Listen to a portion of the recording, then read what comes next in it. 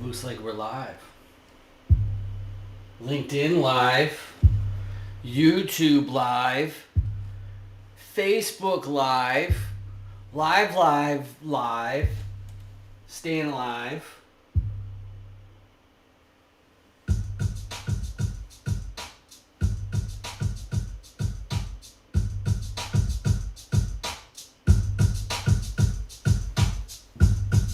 We're talking about offices. Now this may surprise you, but this doesn't normally look so good when I'm just sitting here. I'm talking about office setups. It's 4 o'clock. People are supposed to be here now. We're live. We're as live as it gets.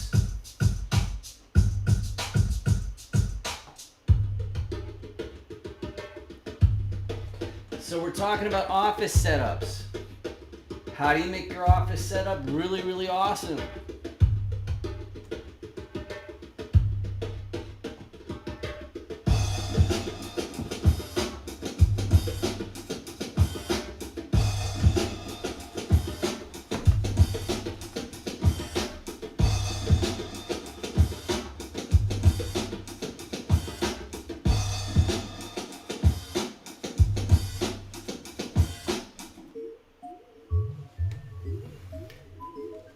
So, we are so live right now. And I'm showing you about setups. How do you make all this stuff comfy? That's the real question. How do you make it really awesome? Well, as you can see, my camera, are way the hell back there, and my monitors are over here. These are actually two different systems. And that's a mirror. And that's a mirror so you know what's going on. You in the camera. That's what I'm up to here.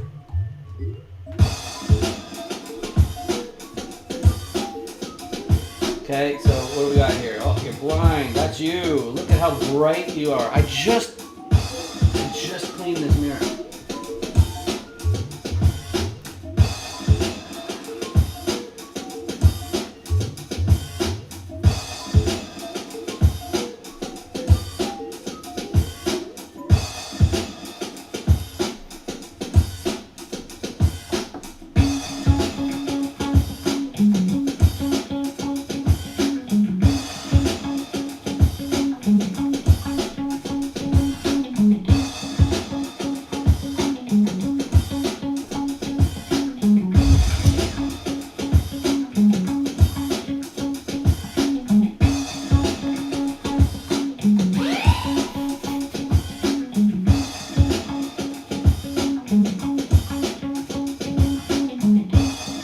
That's right, Travis. It's Ableton. And yeah, there's a notebook there. Yeah, so if I from the spaceship, that's right. Turn it down a little bit. Yeah, I'm supposed to tell you about setups because this is quite the setup here. I got my soundboard is not actually hooked up right now. I got it just going through here because I wanted to make sure that the Ableton came through properly. But normally I have the sound effects and all that kind of stuff. I wanted to make sure that this is a real thing. Oh yeah, what am I doing here? Show. Boom. There it is. Travis. He's saying, is that Ableton? And he's talking about this right here.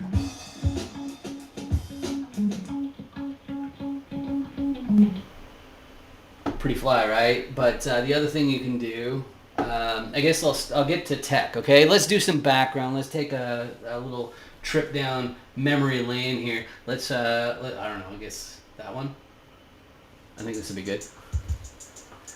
There you go. So we're talking about technology. We're talking about getting your setup in a way that doesn't suck. So first, I want to talk about this thing here. It's literally falling apart in my hands. If you can see in the back there, let's see if that works out at all. Almost. No, yeah, you can almost make it there. You can't see the serial number. Not that that really matters, but it's Pocket PC 2003, and this bad boy here This is an iPhone from like 4 years before iPhones. I had Skype on this, and from Taiwan, instead of having a computer, I only had this, and I bought the Skype credit, and I used to talk to my family all the time using this bad boy right here. And it's cool because, like, now it's pretty common to have the unfolding keyboards and things like that. And but back then I looked like James Bond. It was amazing, and I actually bugged Steve Wozniak about it because I was like, okay, well, Steve Jobs is supposed to be this genius by making the first phone with a hard drive in it, and that's basically it. So there we go. So we got Travis saying again, nice behind the scenes scoop. So let's talk about, I'll kill this sound here for a second here.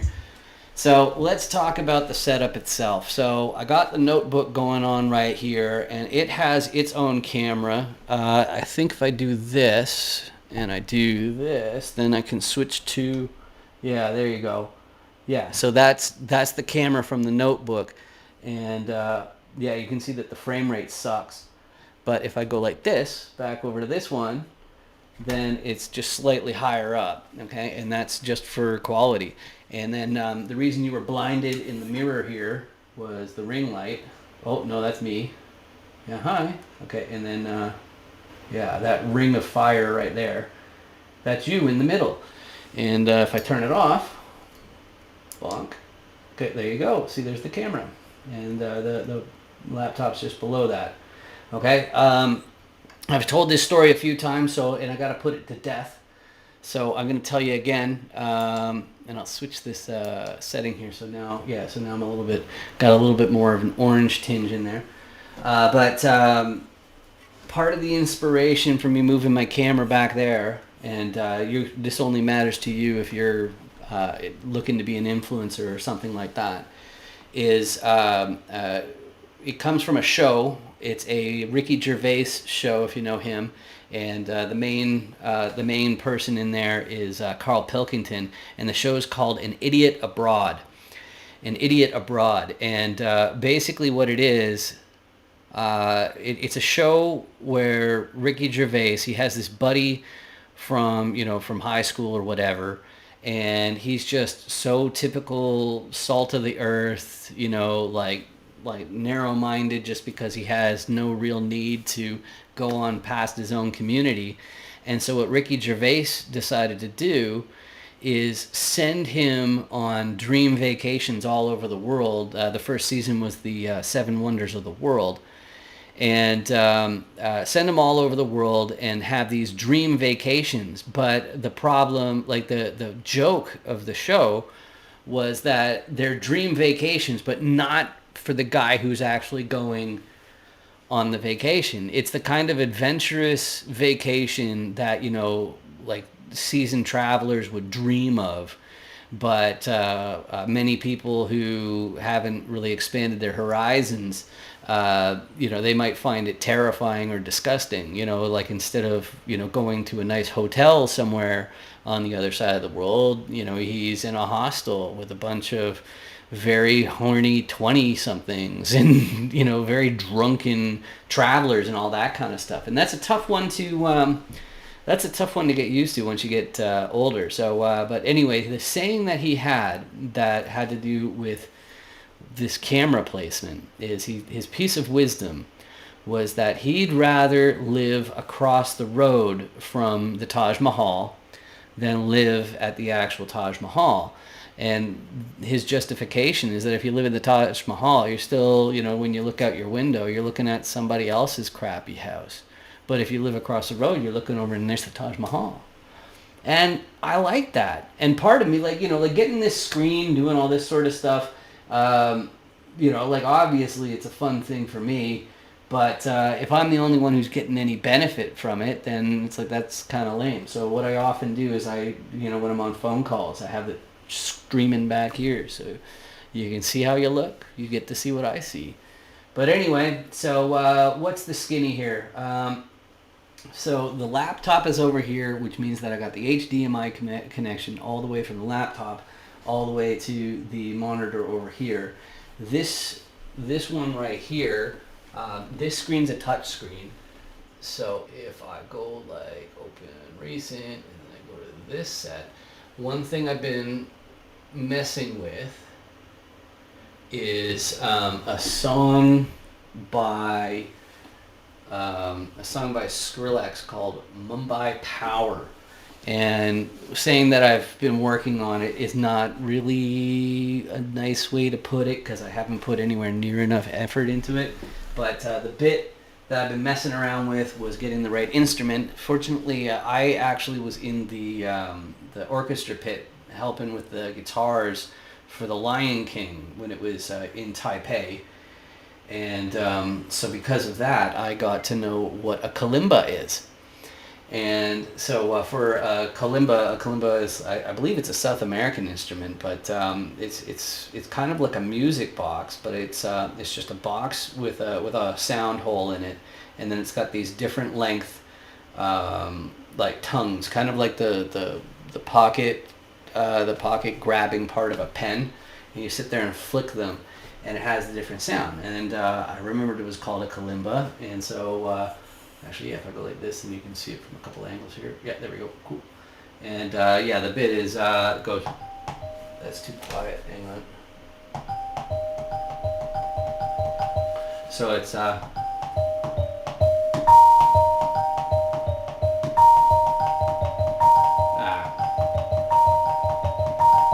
that's too fast. Anyway, so it's a neat little sound, right?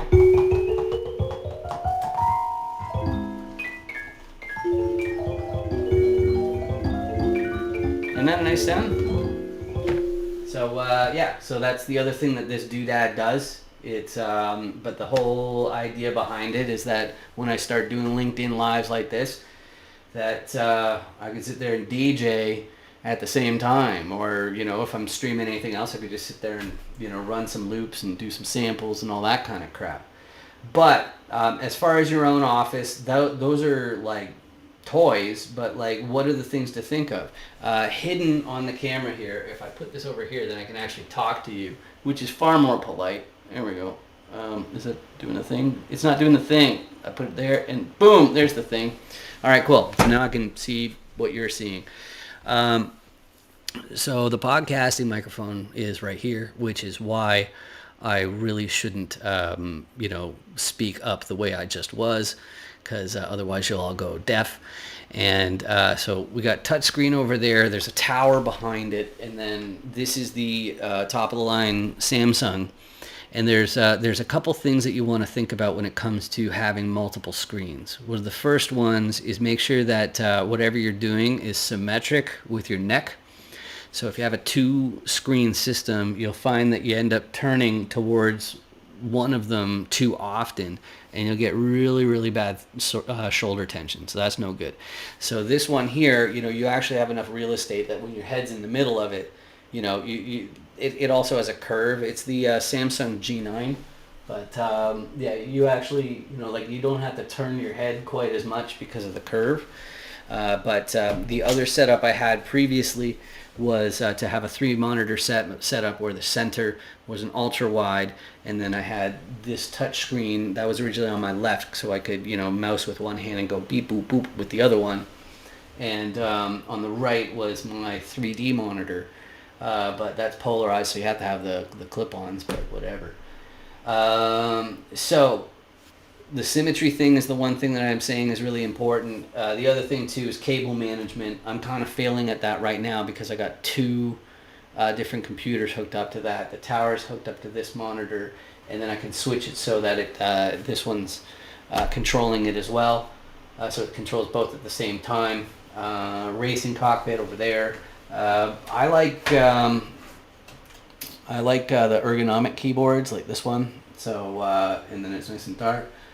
What else can I say? Yeah, it's like, well, yeah, I got a little. I think it was actually a shoe rack under my desk here, and that's where I get some extra storage because I'm never that far in. But what else have I got to say? As far as a mouse goes, it's important to if you get extra buttons, a mouse with an extra buttons that you can actually configure yourself. then you can get all sorts of extra functions like copy and paste just with one hand.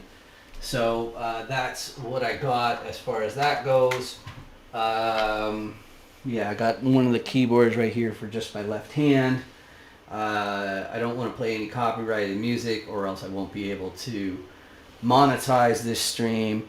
What else do I have? I've got a paging thing. But yeah, so like that's the main thing, is just make sure that you're not turning your head too much, or at least not to one direction all the time, or else you'll hurt your neck that way.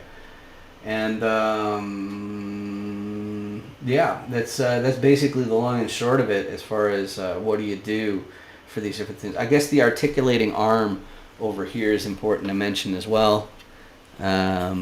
So this is just a monitor on its own, so it's not an all in one. So the articulating arms, just to make sure that you can move it. Like over here, that's how I move it so that it's ready for the racing cockpit over there. But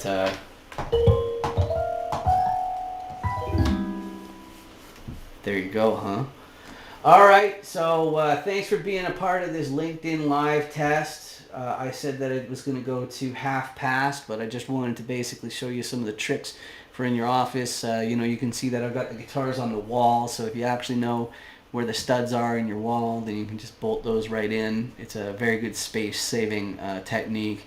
You know, it's this.